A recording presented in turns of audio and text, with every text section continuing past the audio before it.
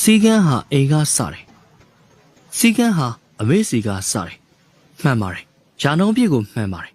ကိုငငယ်ကအိမ်ကအသေးမွှားလေးကအစသိလိုက်ပြောတာပဲအချို့အရာတွေက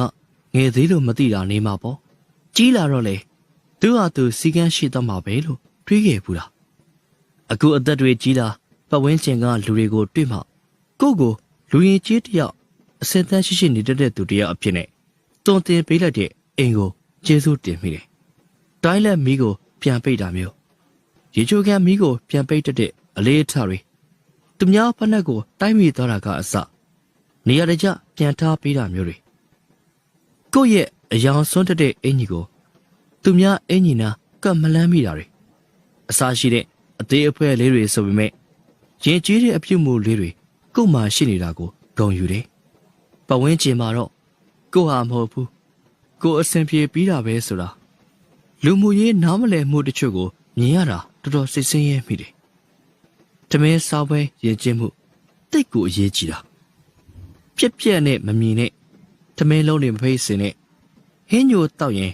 ရှုကနေမမြည်စင်နဲ့ငယ်ကခေါင်းခောက်ပြီးတင်ပြခံထားရတော့ကိုတမင်းစားပြီးသားနေရာဟာအမြဲတန်ရှင်းပြီးပဲကြံခဲ့တယ်လို့ကိုအပြုတ်မှုကြောင့်တမင်းစားနေတဲ့တစ်ဖက်လူစိတ်နှောက်ယှက်မဖြစ်ဘူးပေါ့ကိုကတော့ရှင်းရှင်းပဲဆိုင်တစ်ခုမှာစပွဲကညစ်ပတ်ပြီးကြံခဲ့မယ်ဆိုရင်အဲ့လူကိုမမြင်ရင်တော့တိတ်အထင်သေးတာစကားအပြောဆိုဟာလေလူတယောက်ကိုရိုးသိပ်ခွဲတာအပြောဆိုဟာလူတယောက်ရဲ့အရေးအချင်းပဲဒီစကားကိုပြောတင်လားမပြောတင်လားမသိပေါက်ပန်း40ရှောက်ပြောနေတာကကိုလူသိပ်အထင်သေးခံရစီတယ်စကားဆိုလားတန်ဖိုးသိပ်ကြီးတဲ့အရာတစ်ခုပဲကိုအခန်းရှိမှာကျွတ်ထားတဲ့ဖနက်ဟာအခန်းရဲ့နှစ်ပြန်လောက်ကိုမောက်ခုံအနေထားရောက်နေတာဟာစီကံမရှိတဲ့သူရဲ့လက်ချက်ပဲမဟုတ်ဘူးလား